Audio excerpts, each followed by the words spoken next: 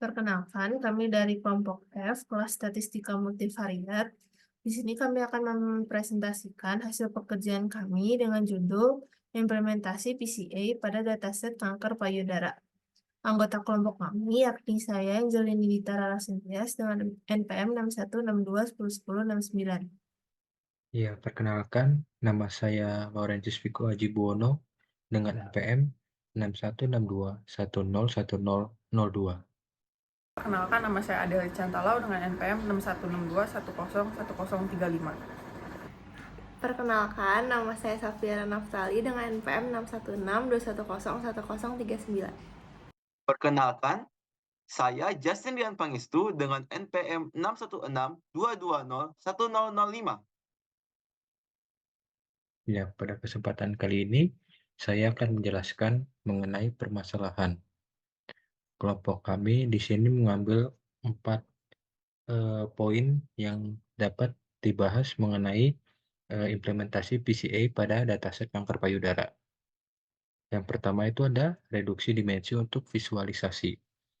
Dataset kanker payudara seringkali memiliki banyak fitur atau dimensi yang menggambarkan berbagai karakteristik sel atau jaringan. Misalnya, dataset ini mencakup ukuran, tekstur, simetri, dan fitur lainnya dari sampel seluler.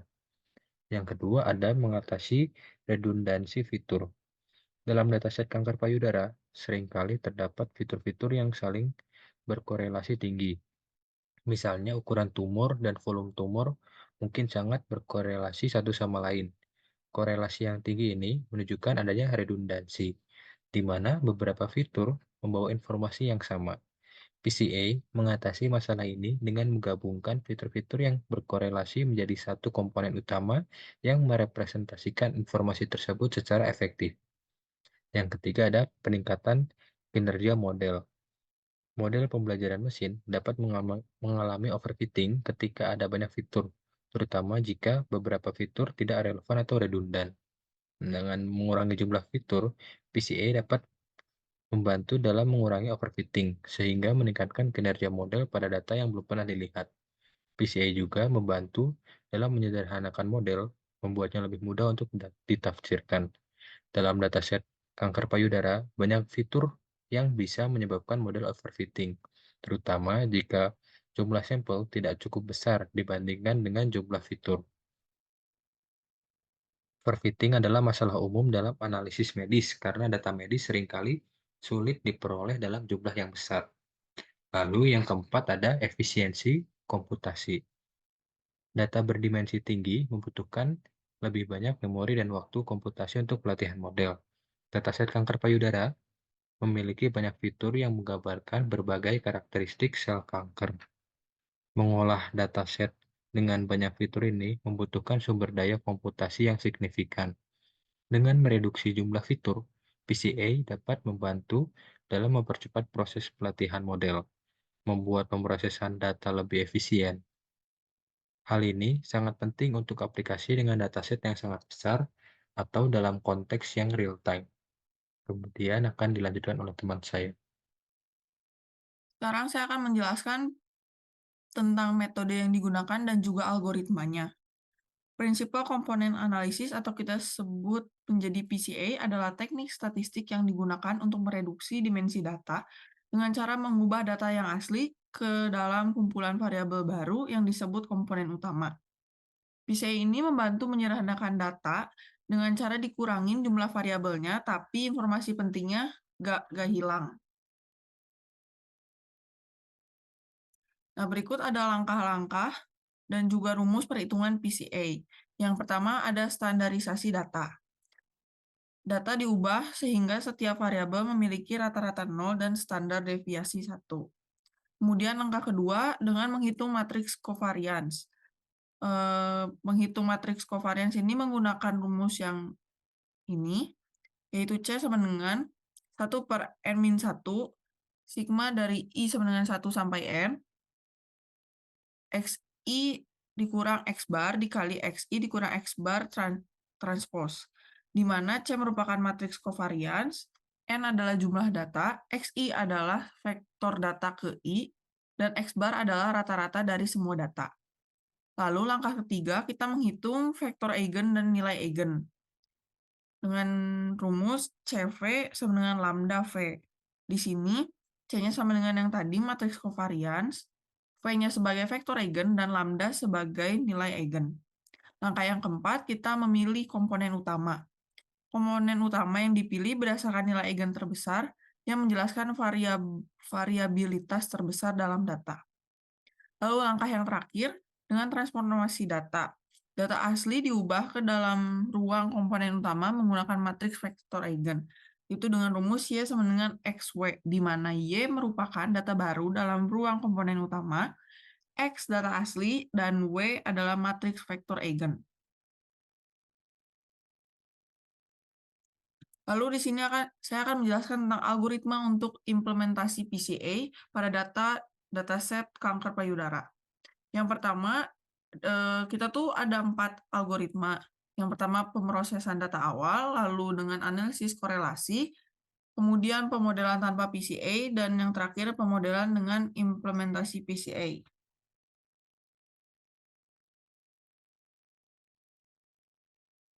Yang pertama dari algoritma yaitu pemrosesan data awal.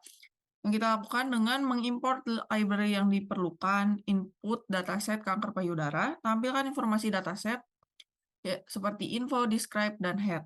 Tentukan missing plot untuk mendeteksi semua missing value pada dataset. Kemudian analisis korelasi. Dengan menentukan kolom numerik, hitung korelasi antar fitur, dan buat heatmap korelasi. Lalu lakukan visualisasi histogram untuk distribusi fitur. Kemudian dengan pemodelan tanpa PCA. Pertama kita pisahkan dulu fitur X dan label Y, ganti nilai NaN dengan nilai rata-rata kolom. Kemudian lakukan scaling pada fitur menggunakan min-max scaler, bagi dataset menjadi training set dan testing set. Latih model KKN tanpa menggunakan PCA. Tampilkan skor model pada training set dan testing set sebelum menggunakan PCA. Lalu yang terakhir dengan pemodelan dengan implementasi PCA. Kita implementasikan PCA, kemudian plot explained variance ratio ini merupakan konsep yang umum digunakan dalam analisis faktor, analisis komponen utama atau PCA, dan beberapa metode reduksi dimensi lainnya. Bagi dataset setelah PCA menjadi training set dan testing set. Latih model KKN dengan menggunakan PCA. Kemudian tampilkan skor model pada training set dan juga testing set setelah menggunakan PCA. Sekarang saya akan melakukan demo program.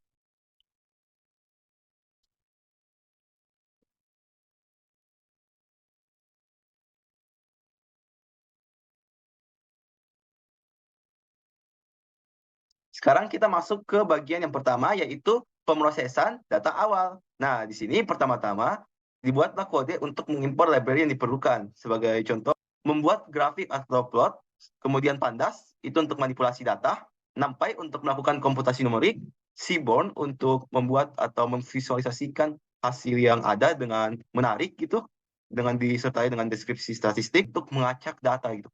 Mengacak data atau memberikan angka secara acak. Kemudian library Escalon ini untuk melakukan machine learning semua. Kalau kita lihat di sini contohnya, yang Escalon.decomposition import PCA ini gunanya untuk mereduksi dimensi, dan untuk Escalon.neighbors KC. Nah, kalau di run, hasilnya ya seperti ini. Tetap, ini karena cuma impor aja. Jadi outputnya itu tidak kelihatan di sini. Kemudian, ini juga akan dimuat dataset kanker payudara, yaitu data.csv. Di sini kalau di run itu, nanti itu variabel data ini akan memuat dataset data.csv ini. Kemudian kita akan menampilkan informasi dataset. Terus kita run juga kode ini data.info. Jadi di sini kita bisa lihat ya, kalau ada 32 jenis data, di mana satunya itu maksudnya isinya itu data-data yang tidak memiliki nama gitu. Di sini ternyata masing-masing jenis datanya ini memiliki 569 data yang non-null gitu. Oke, kemudian kita masuk ke kode yang ini, data describe. Di sini ditampilkan deskripsi count, mean, standar deviasi, kuartil-kuartil yang di sini, mulai dari atas, bawah, dan median, dan juga nilai maksimum. Kemudian kita masuk ke df.head. Nah, df tadi kan sebenarnya itu data yang di-copy, variabel data yang di-copy. Jadi di sini berarti menampilkan 5 data pertama, 5 data teratas yang ada pada dataset data.csv. Selanjutnya, di sini ini merupakan, tapi kita di sini akan menampilkan hasil missing values-nya itu melalui missing plot. Setelah di run nanti itu, kita lihat di sini, waktu dicek ini semuanya, ternyata missing values yang ada berdasarkan workplot ini ternyata tidak ada sama sekali ya. Berarti untuk semua jenis data tadi, yang 30-an tadi itu tidak ada missing values, sehingga kita bisa lanjut ke tahap berikutnya. Berarti aman datanya. Sekarang kita masuk ke bagian yang kedua, yaitu analisis korelasi. Jadi pertama-tama, tentukan dulu kolom numeriknya. Jadi di sini kode yang ini tuh menunjukkan bahwa kita akan membuat numerik data, variabel numerik data, yaitu variabel yang isinya itu data-data numerik aja, kolom-kolom numerik aja. Setelah itu, nanti kita akan membuat heat map dengan cara yang pertama di sini itu kita akan menghitung dulu korelasi untukkan dalam bentuk heat map seperti ini. Jadi hasil runnya itu adalah heat map yang akan muncul seperti ini. Maaf, loading sedikit ya.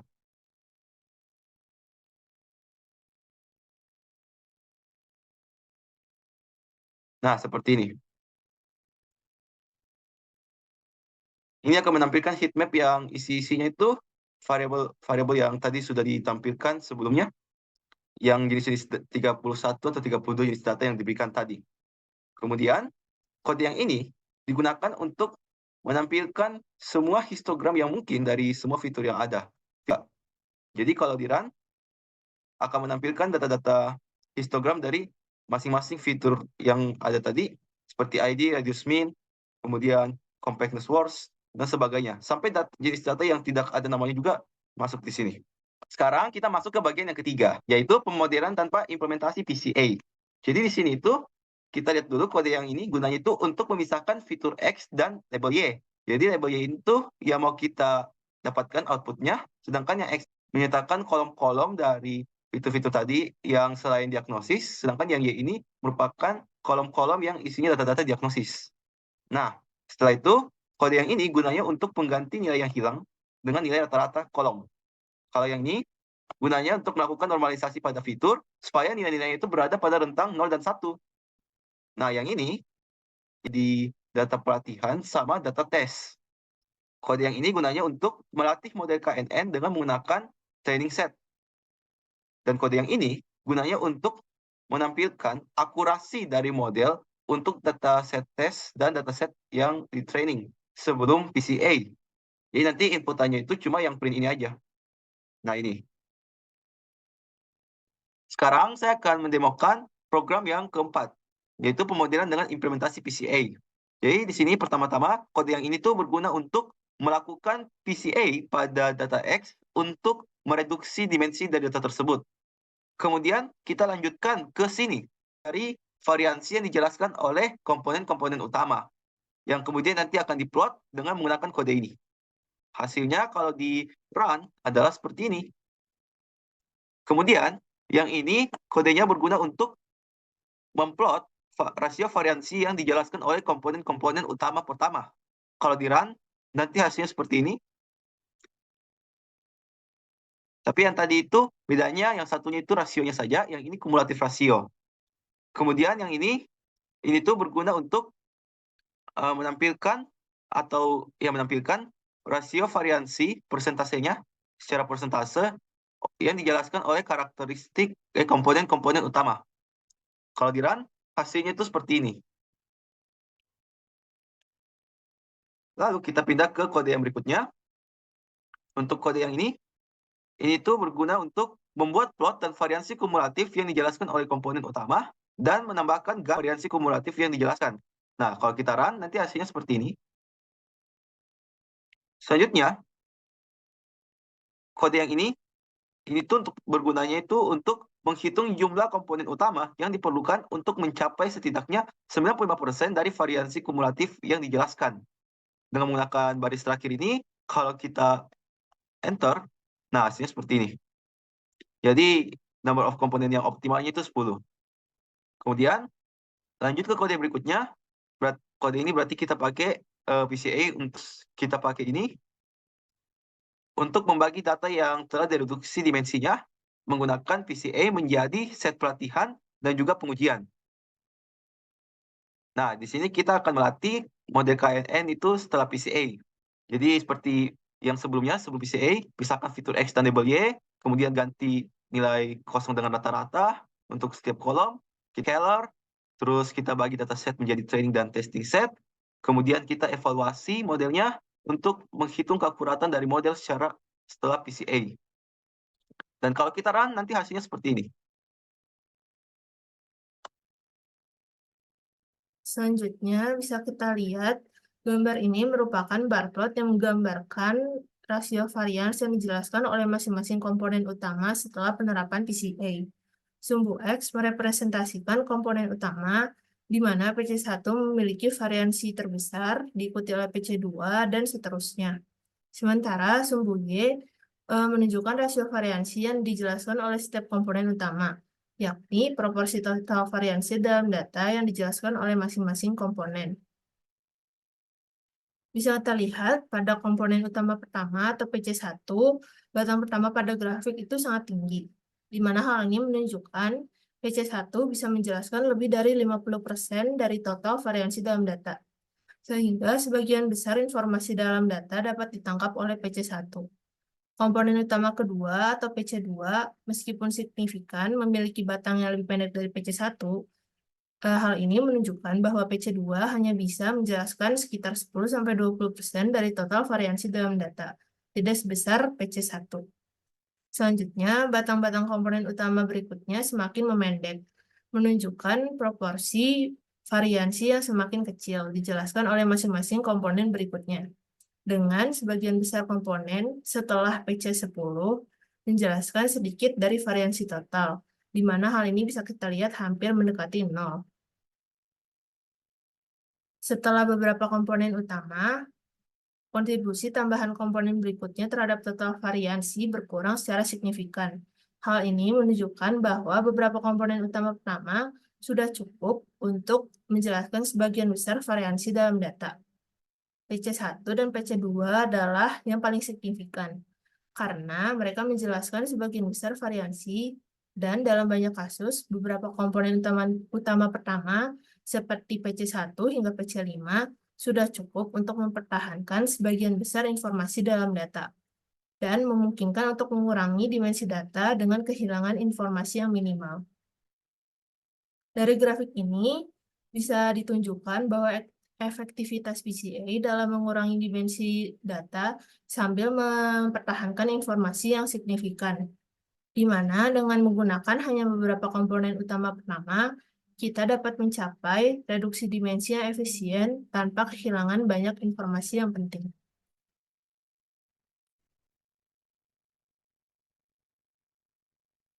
Selanjutnya, gambar ini adalah grafik yang menunjukkan laju kumulatif dari variansi yang dijelaskan oleh sejumlah komponen utama dalam PCA. Sumbu X mewakili jumlah komponen utama yang dipertimbangkan, menunjukkan ukuran dari data yang paling signifikan hingga yang paling kurang signifikan. Sedangkan sumbu Y mewakili presentasi kumulatif dari total variance yang dijelaskan oleh sejumlah komponen utama tertentu. Garis biru ini menunjukkan peningkatan cepat, di mana pada awalnya meningkat, kemudian lama-kelamaan menjadi mendatar, di mana hal ini menunjukkan bahwa sebagian besar varians dijelaskan oleh beberapa komponen utama pertama. Grafik ini juga menunjukkan bahwa sebagian besar varians dalam data dijelaskan oleh sejumlah kecil komponen utama, dengan sekitar 95% varians dijelaskan oleh kurang dari 15 komponen. Ini membantu kita dalam memilih jumlah komponen utama yang optimal untuk analisis atau model. Seperti kita bisa menggunakan 10-15 komponen untuk menjelaskan 95% varians total. Dengan memilih sejumlah kecil komponen yang menjelaskan sebagian besar varians, analisis atau model bisa jauh lebih efisien dan mengurangi kompleksitas serta risiko overfitting. Gambar ini juga menunjukkan bahwa varians kumulatif yang dijelaskan mencapai hampir 100% dengan sekitar 25 komponen utama.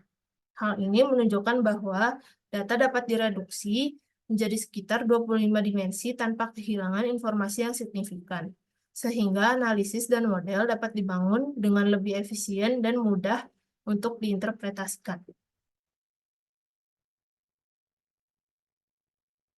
Selanjutnya, gambar ini merupakan grafik kumulatif proporsi varians yang dijelaskan oleh komponen utama dari analisis komponen utama atau PCA, di mana sumbu X mewakili jumlah komponen utama disusun dari yang paling signifikan sampai ke yang kurang signifikan, dan sumbu Y menunjukkan kumulatif proporsi varians yang dijelaskan, yaitu jumlah proporsi varians yang dijelaskan oleh sejumlah komponen utama tertentu. Garis biru menunjukkan peningkatan kumulatif proporsi varians yang dijelaskan seiring dengan bertambahnya jumlah komponen utama, di mana kurva naik tajam pada awalnya kemudian mendatar. Hal ini menunjukkan bahwa sebagian besar varians dijelaskan oleh beberapa komponen utama. Garis-garis merah putus horizontal menunjukkan ambang batas tertentu dari proporsi varians kumulatif yang dijelaskan, seperti 90% atau 90% yang mendekati angka 100% pada grafik. Selain itu, grafik ini juga menunjukkan bahwa sebagian besar varians data dapat dijelaskan oleh sejumlah kecil komponen utama, dengan garis biru mendekati 100% di awal grafik sebelum mencapai 200 komponen. Untuk mengurangi dimensi data, kita bisa memilih komponen utama hingga proporsi kumulatif varians yang dijelaskan itu cukup tinggi, seperti 95% atau lebih. Berdasarkan grafik ini, kurang dari 200 komponen utama sudah cukup menjelaskan hampir seluruh varians dalam data. Dengan menggunakan sejumlah kecil komponen utama yang dapat menjelaskan sebagian besar varians, analisis dan model menjadi lebih efisien dan juga lebih mudah diinterpretasikan tanpa kehilangan banyak informasi. Secara keseluruhan, grafik ini menunjukkan bahwa sebagian besar informasi dalam data dapat direpresentasikan dengan sejumlah kecil komponen utama. Grafik ini menunjukkan bahwa sebagian besar varians dapat dijelaskan oleh sejumlah kecil komponen utama pertama. Hal ini mengartikan bahwa di dalam praktiknya kita mungkin hanya memerlukan sejumlah kecil komponen utama untuk menjelaskan hampir seluruh varians dalam data. KNN Model Performance. Jadi pada gambar yang pertama ini merupakan skor sebelum PCA dan yang bawah ini merupakan skor sesudah PCA. Yang sebelum PCA ini dapat dilihat bahwa train score-nya itu 97,99% dan test score-nya itu 97,08%. Skor yang train score ini menunjukkan bahwa akurasi model KNN pada data pelatihan sebelum menerapkan PCA, yang berarti bahwa model dapat mengklasifikasikan 97,99% data pelatihan dengan benar. Skor ini menunjukkan bahwa model KNN memiliki kinerja yang sangat baik pada data pelatihan.